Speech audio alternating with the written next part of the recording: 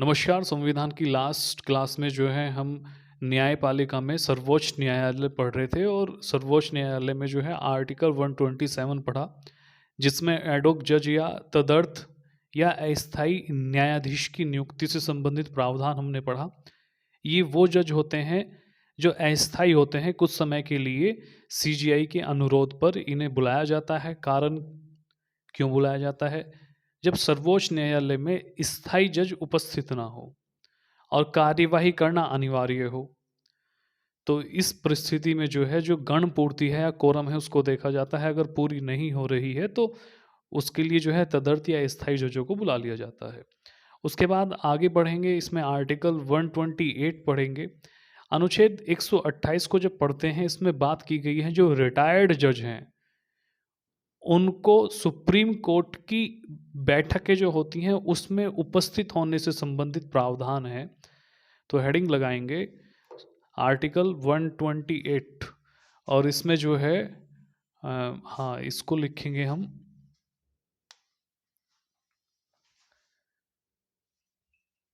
Article 128। इसमें हम लिखेंगे उच्चतम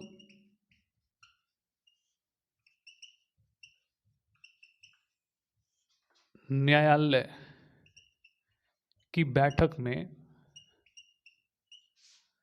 सेवानिवृत्त मतलब रिटायर्ड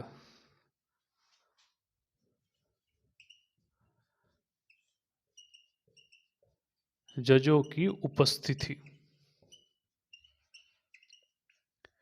मतलब वो जज जो रिटायर्ड हो चुके हैं, वो सुप्रीम कोर्ट की बैठक में अगर उन्हें उपस्थित कराना है तो इसके लिए क्या प्रावधान है? तो इसके लिए जो प्रावधान है वो है सीजीआई यानी देश के चीफ जस्टिस मुख्य न्यायाधीश राष्ट्रपति की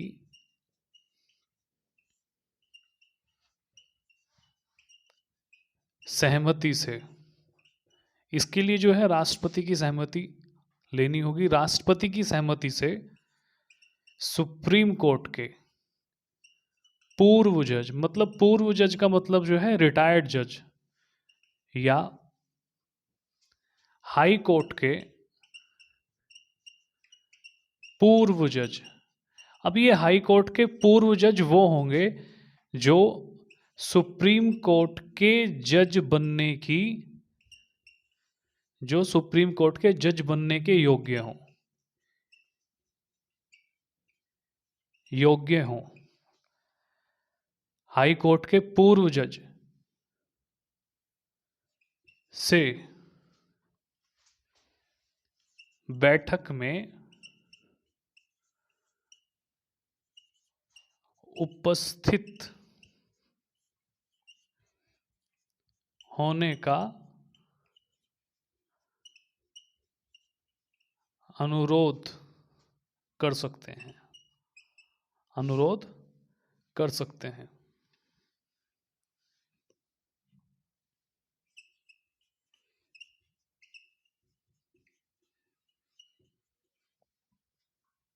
आर्टिकल 128 कह रहा है कि अगर सुप्रीम कोर्ट की बैठक में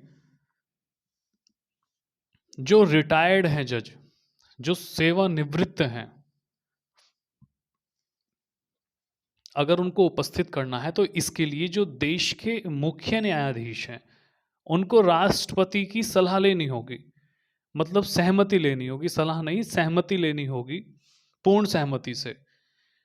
सुप्रीम कोर्ट के वो जज जो रिटायर्ड हो चुके हैं या हाई कोर्ट के वो जज जो रिटायर्ड हो गए हैं लेकिन सुप्रीम कोर्ट के जज बनने के योग्य हों या योग्यता रखते हों, से बैठक में उपस्थित होने का अनुरोध कर सकते हैं। ये जो अनुरोध शब्द है इसको समझ लेना कि यहाँ जो है रिक्वेस्ट की जा सकती है। ये डिपेंड करता है सामने वाले पर कि उन्हें अनुरोध एक्सेप्ट करना है या नहीं। आदेश नहीं दिया जा सकता। सीजीआई रिक्वेस्ट करेंगे कि हम आपको अपनी बैठक में बुलाना चाहते हैं, आप आ जाइए। अब आना ना आना सामने वाले व्यक्ति के विवेक पर निर्भर करता है। आर्टिकल 128 कहता है ये। उसके बाद नंबर नेक्स्ट 129।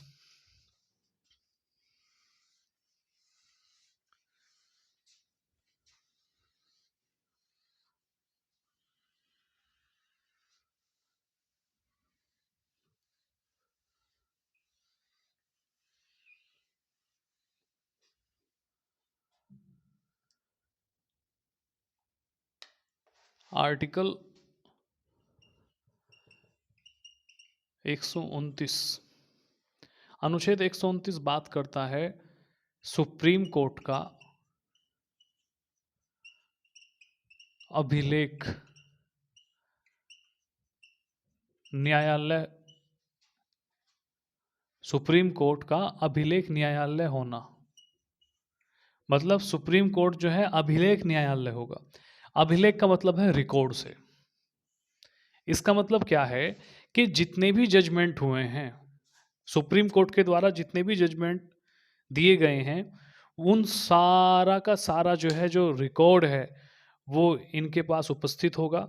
और उसके आधार पे जो अधीनस्थ न्यायालय, चाहे हाई कोर्ट हो, चाहे सबऑर्डिनेट कोर्ट हो या डिस्ट्रिक्ट कोर्ट हो, वो फैसला सुनाएंगे।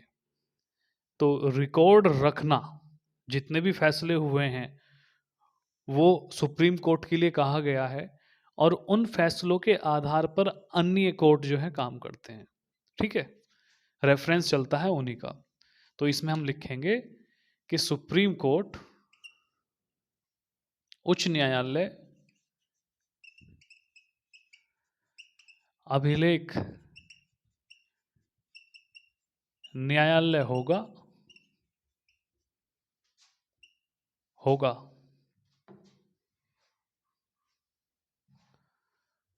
तथा सुप्रीम कोर्ट को अपनी अवमानना, कंटेम्प्ट, अपनी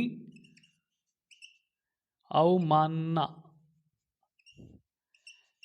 के लिए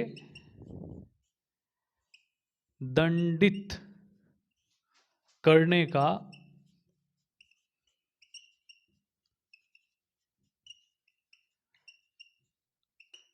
अधिकार होगा।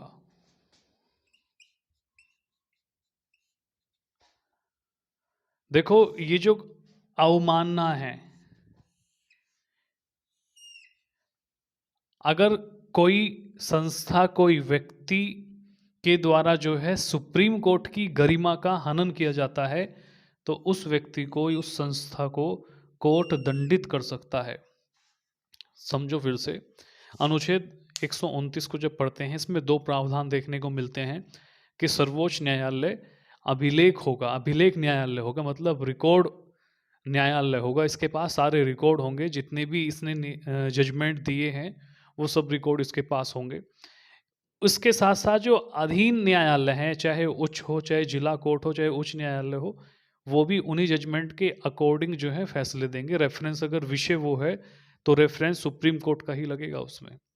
ठीक है, देखा जाता है कि परिस्थितियां, जो जिन परिस्थितियों में सुप्रीम कोर्ट ने किसी मामले पर जो फैसला दिया है, अगर वही परिस्थितियां दूसरे कोर्ट में बनती हैं तो उसके आधार पर फैसले दिए जा सकते हैं। तो 129 में सबसे पहला जो फैक्ट निकलता है वो निकलता है कि सुप्रीम कोर्ट अभिलेख न्यायालय, मतलब रिकॉर्ड न्यायालय होगा। दूसरा, सुप्रीम कोर्ट को अपनी अवमानना यानी कंटेम्प्ट, अवमानना के लिए किसी को दंडित करने का अधिकार होगा। अगर किसी ने कोर्ट की गरिमा का हनन किया तो उसको जो है कोर्ट के द्वारा दंडित किया जा सकता है। इसके लिए एक्ट भी पढ़ा जाता है, संभवतः कंटेम्प्ट ऑफ कोर्ट एक्ट 1971 है। हाँ, यही है, 1971 का ही है। और इसका अगर जो संवैधानिक पृष्ठभूमि देखे कंटेम्प्ट का, तो 129 में पढ़ा जाता ही है ना। तो इसमें जो है एक फैक्ट और बढ़ा के पढ़ लेंगे। जो कंटेम्प्ट है, कंटेम्प्ट के लिए जो एक्ट बनाया गया है,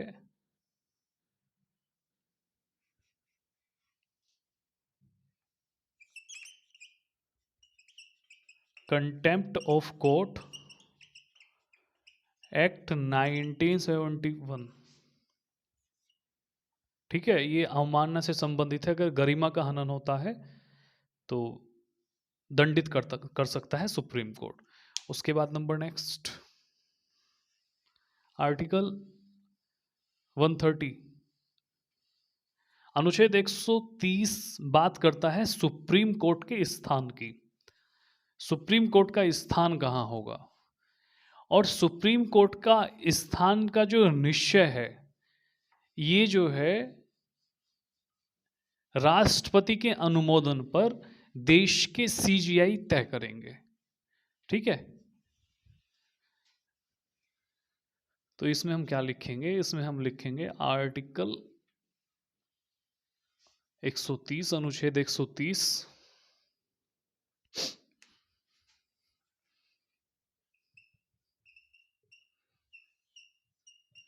सुप्रीम कोर्ट का स्थान। सुप्रीम कोर्ट कहाँ है अभी, दिल्ली में है।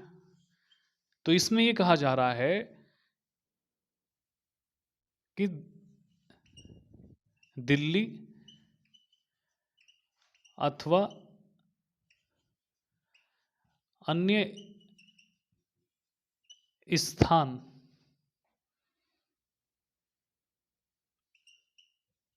के लिए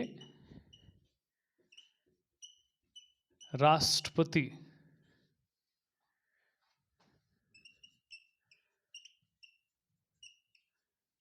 अनुमोदन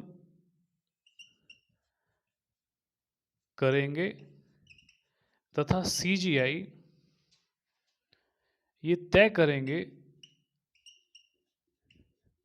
मतलब सीजीआई तथा सीजीआई द्वारा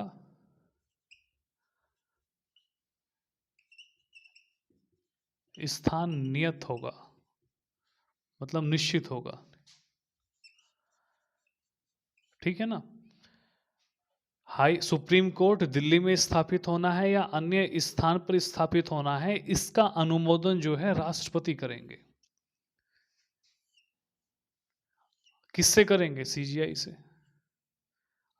अब सीजीआई तय करेंगे कि कहाँ होना चाहिए, और जो है अभी कानून मंत्री के द्वारा जो है कानून मंत्रालय द्वारा ये सुझाव भी दिया गया था कि सुप्रीम कोर्ट तक जो है जो दक्षिण भारतीय हैं या पूर्वी भारतीय हैं या पश्चिमी भारतीय हैं, इनकी पहुंच काफ़ी दूर है, मतलब दिल्ली दूर हो जाता है इन लोगों के लिए अगर सुप्रीम कोर्ट से संबंधित इन्हें कुछ काम है। तो इसके लिए जो बड़े बड़े महानगर हैं, शहर हैं, उसमें जो है सुप्रीम कोर्ट की स्थापना कर दी जाए, और जो दिल्ली का सुप्रीम कोर्ट है इसे संवैधानिक पीठ बना दी जाए।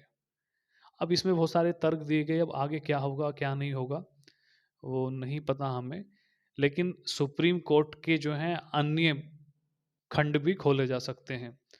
जैसे उत्तर प्रदेश का जो इलाहाबाद हाई कोर्ट है, अभी इसका नाम इलाहाबाद हाई कोर्ट ही है, प्रयागराज नहीं हुआ अभी। हाँ, और इसकी जो है खंडपीठ लखनऊ में है। तो ऐसे ही जो है सुप्रीम कोर्ट की भी पीठें, बेंच जो हैं अलग अलग महानगरों में स्थापित की जा सकती हैं, और ये निर्णय जो है राष्ट्रपति और सीजीआई का होता है। ठीक है, उसके बाद नंबर नेक्स्ट, आर्टिकल 131,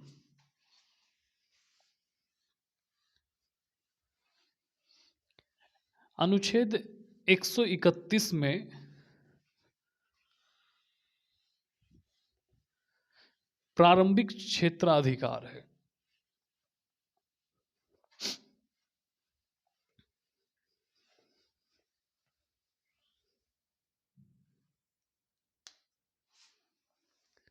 आर्टिकल 131, इसमें जो है सुप्रीम कोर्ट का प्रारंभिक क्षेत्र। तो एक काम करते हैं हम, इसमें जो है ऐसे नहीं पढ़ते इसको,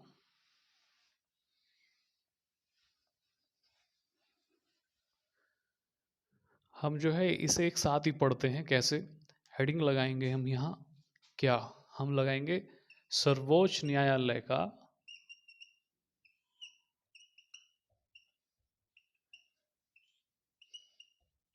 क्षेत्राधिकार।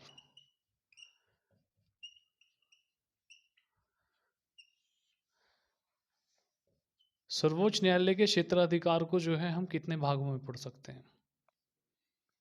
3, 4, 5। 5 भागों में इसको हम पढ़ सकते हैं। सबसे पहला जो है वो है प्रारंभिक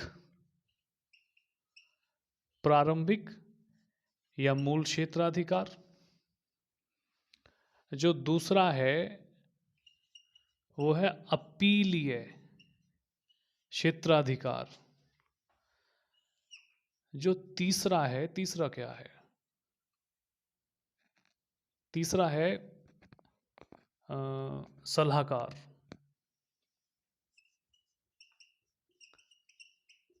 सलाहकारी क्षेत्राधिकार।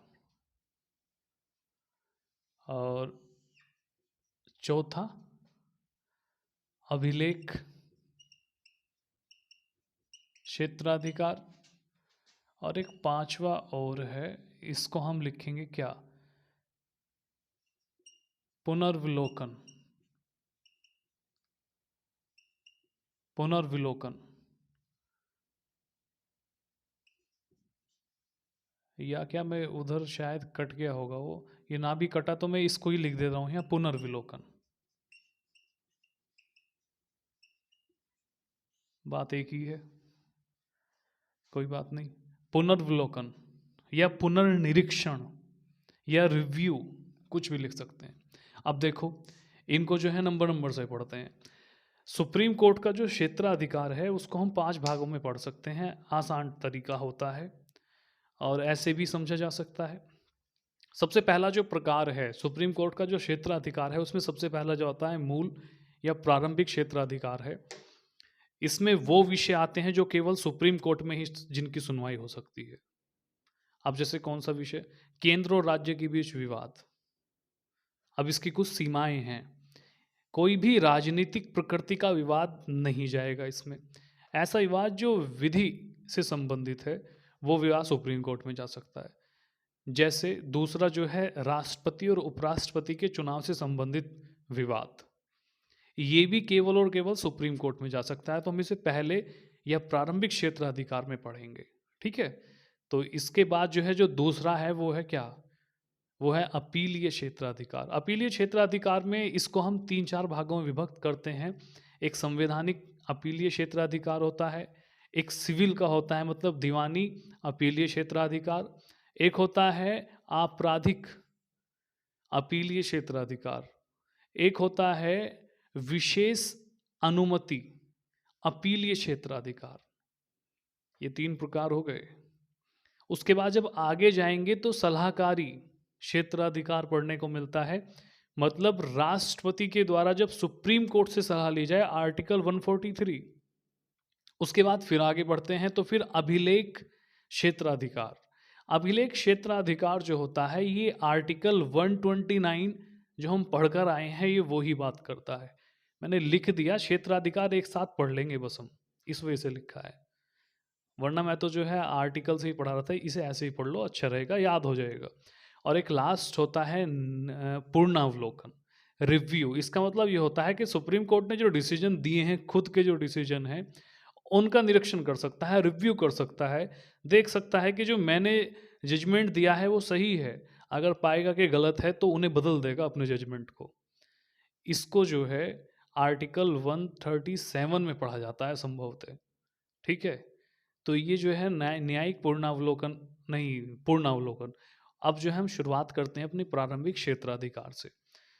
इसमें हम थोड़ा ही पढ़ पाएंगे आज, क्योंकि ये जो मैं सोच रहा था वो ना हो पाया, ये दूसरा चल गया। अब ये वाला पोर्शन ही काफी बड़ा हो जाएगा। तो ये जो प्रारंभिक मूल अधिकार है, इसको हम 2 भागों में विभक्त करते हैं। सबसे पहला भाग है, ऐसे ही लिखें, कैसे लिखें?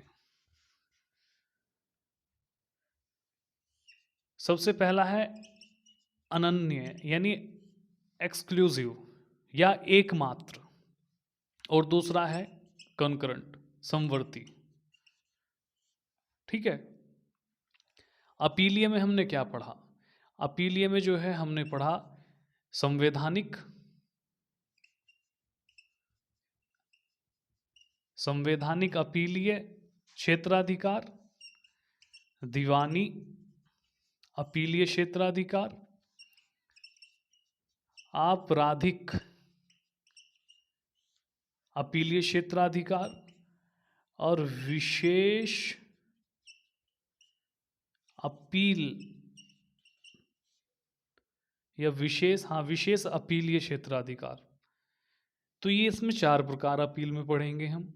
जो सलाहकारी है, सलाहकारी में कुछ नहीं पढ़ना, सलाहकारी में सिर्फ आर्टिकल 143 पढ़ना है। इसमें होता क्या है कि सुप्रीम कोर्ट से जो राष्ट्रपति हैं वो विधि से संबंधित यानी कानून से संबंधित कोई सलाह ले सकते हैं। अभिलेख को तो अभी हमने पढ़ा ही है, बिल्कुल बहुत ताज़ा केस है 129 129 या 29 जो भी है। और रिव्यू का मतलब जो है क्या है, यानी खुद की ही जांच करना, 137 में पढ़ा जाता है। ठीक है, तो अब हम इस वाले को तो कर देंगे रफ, और इसको जो है यहाँ ले आएंगे। तो हम जो है सबसे पहला प्रकार पढ़ेंगे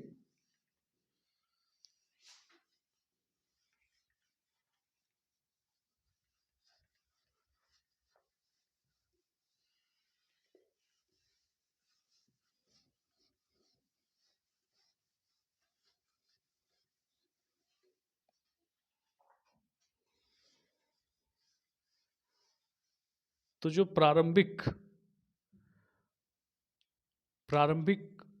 या मूल क्षेत्राधिकार है, इसको हम 2 भागों में पढ़ते हैं।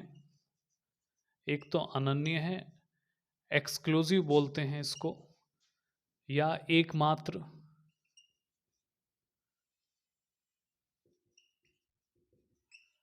एकमात्र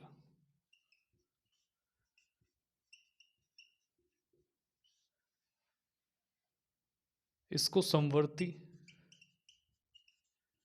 कंकरंट। अब ये जो दोनों की प्रकृति में अंतर है, अनन्य जो है, जो अपीलीय है, ये वो विषय हैं जो केवल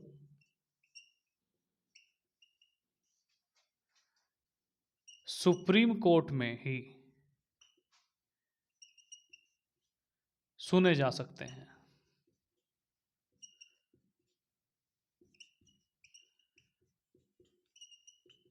यानी अनन्य में हम लिखेंगे कि वो मामले जिन्हें केवल सुप्रीम कोर्ट में ही सुना जा सकता है। ठीक है, कहीं और न्यायालय में नहीं सुने जा सकते। ठीक है, उसके बाद जो है, अब ये कौन कौन से होंगे, चलो उसको बाद में बताता हूँ। पहले यहाँ समवर्ती वाले जो हैं वो मामले हैं जिनकी सुनवाई या मूल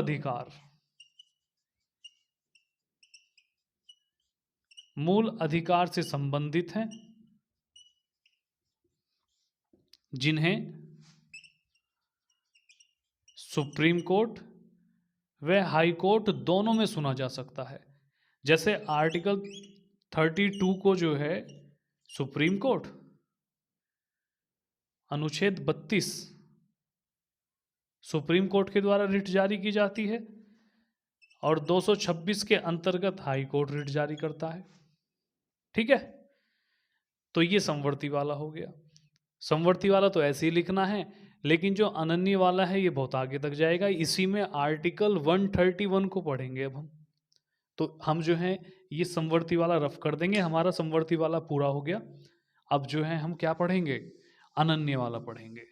तो अनन्य वाले में हमने क्या लिखा, हमने अनन्य वाले में लिखा या एक्सक्लूसिव में लिखा कि वो मामले जिनकी सुनवाई केवल और केवल सुप्रीम कोर्ट में ही की जा सकती है। अब वो कौन कौन से हैं, जैसे आर्टिकल 131, अनुच्छेद 131 जो है सुप्रीम कोर्ट के आरंभिक क्षेत्राधिकार की बात करता है। इसका मतलब ये है कि वो मामले जो केवल सुप्रीम कोर्ट में ही सुने जा सकते हैं, जैसे 131 को पढ़ रहे हैं हम। केंद्र सरकार जैसे केंद्र सरकार और एक या अधिक राज्यों के बीच विवाद। ये समझना थोड़ा सा, ये थोड़ा अटपटा है। या केंद्र सरकार एक या अधिक राज्यों और एक या अधिक राज्यों के बीच विवाद। तीसरा, एक या अधिक राज्यों के बीच विवाद। अब आर्टिकल 131 क्या कहता है? आर्टिकल 131 कहता है कि सुप्रीम कोर्ट का आरंभिक क्षेत्र अधिकार से संबंधित प्रावधान है। इसका मतलब ये है कि इसमें वो मामले आएंगे जिनकी सुनवाई केवल सुप्रीम कोर्ट में हो सकती है। अब वो कौन कौन से मामले हैं? तो इसमें जो है हमने पहला लिखा कि अगर केंद्र सरकार के बीच में या एक राज्य या एक से अधिक राज्यों के बीच में कोई विवाद है। अब वो क्या विवाद हो सकते हैं उसकी चर्चा अभी करेंगे आगे, पहले इसको समझ लो कि कोई विवाद है, उसमें एक पक्ष केंद्र सरकार हो गया और एक पक्ष जो है एक राज्य हो सकता है या अधिक राज्य हो सकते हैं। इस पक्ष में, एक पक्ष में तो केंद्र सरकार है, इसमें 10 राज्य हैं जो एक सी बात को लेकर केंद्र सरकार से विवाद कर रहे हैं, या इसमें केवल एक ही राज्य है, दो पक्ष। ऐसे ही जो है यहां केंद्र सरकार और केंद्र के साथ एक या अधिक राज्य है, एक पक्ष बन गया केंद्र सरकार। समझना इसको। देखो विवाद जो है, अगर विवाद है तो दो पक्षों में तो होगा। अब वो दो पक्ष पहले में देखा कि केंद्र अकेला था और दूसरी ओर एक राज्य हो सकते हैं, एक से अधिक राज्य हो सकते हैं। लेकिन जब अगला हमने पढ़ा इसमें 131 में, तो ये कह रहा है केंद्र सरकार और उसी पक्ष में जो है एक राज्य हो सकता है केंद्र केंद्र सरकार के साथ जो खड़ा है, या एक से अधिक राज्य हो सकते हैं। तो इनकी तो एक बात है। इनके अपोजिट जो है, जो दूसरा पक्ष है, उसमें जो है एक राज्य है या अन्य राज्य, एक से अधिक राज्य। उसके बाद तीसरा है कि एक या एक से अधिक राज्यों के बीच में विवाद। तो ये विवाद जो है सुप्रीम कोर्ट में ही सुप्रीम कोर्ट ही इनकी सुनवाई करेगा। अब कैसे करेगा? इसमें जो है कुछ सीमाएं हैं। सुप्रीम कोर्ट आरंभिक क्षेत्र में या आरंभिक क्षेत्र से संबंधित जो सुनवाई करेगा, वो विवाद क्या हो सकते हैं?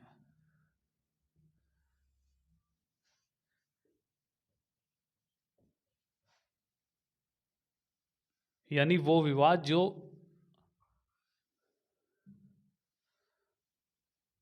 विधिक या कानूनी अस्तित्व का है। ऐसा कोई प्रश्न जिसमें विधिक अस्तित्व निहित है और उस प्रश्न के ऊपर जो है केंद्र और राज्यों के बीच में विवाद चल रहा है, या राज्यों के बीच में विवाद चल रहा है, तो वो विवाद सुप्रीम कोर्ट में जा सकता है। विधिक है ये,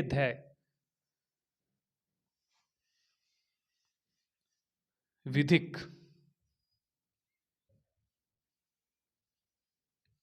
ठीक है। कौन सा विवाद नहीं देखेगा? नोट करके इसमें हम लिखेंगे कि जो विवाद केंद्र और राज्यों के बीच राजनीतिक प्रकृति का है, राजनीतिक प्रकृति का कोई विवाद है उस पर सुनवाई नहीं करेगा, इतना टाइम नहीं है सुप्रीम कोर्ट को। उसके साथ साथ और कौन सा विवाद नहीं है कि केंद्र सरकार, ऐसे लिखते हैं कि किसी व्यक्ति द्वारा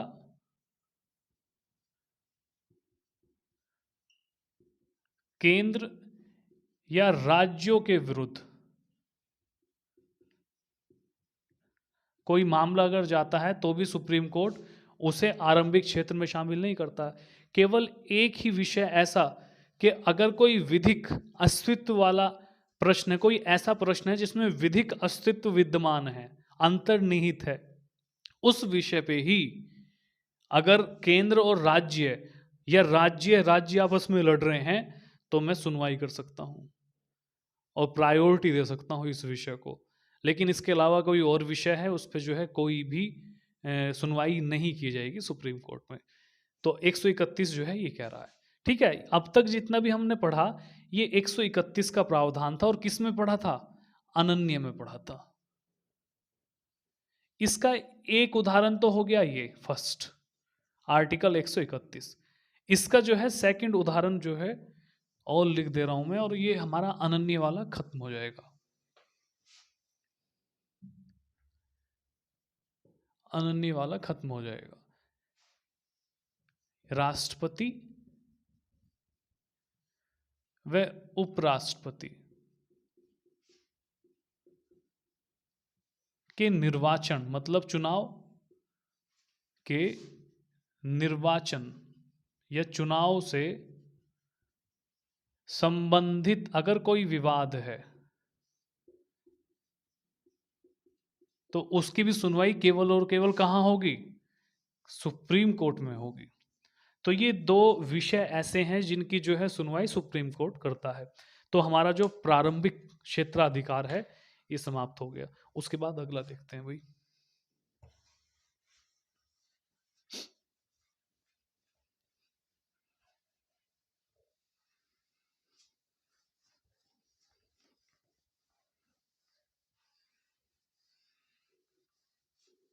अब जो दूसरा है वो क्या है? वो अपीलीय क्षेत्राधिकार है।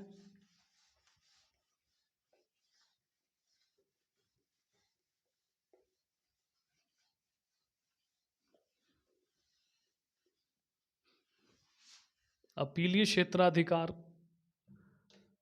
में क्या क्या आता है?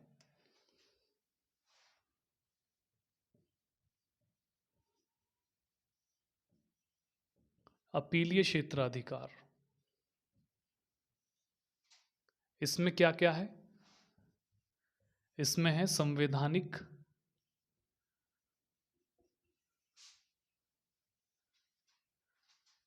इसमें है दीवानी मामलों से संबंधित, आपराधिक और विशेष अपील वाले, विशेष अपील से संबंधित। अब इसमें जो सबसे पहला है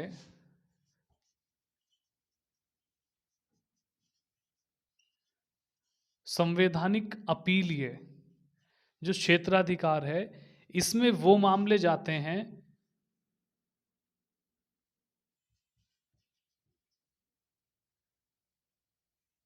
जिनको हाई कोर्ट द्वारा प्रमाणित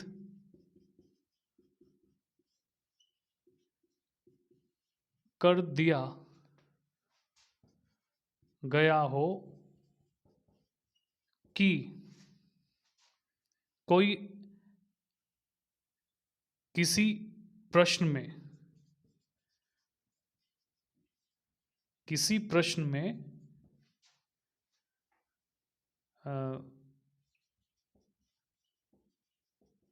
या किसी मामले में संविधान की किसी मामले में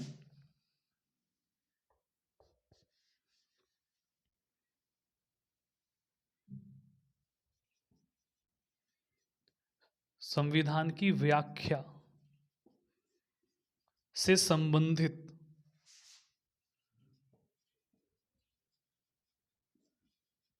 प्रश्न है।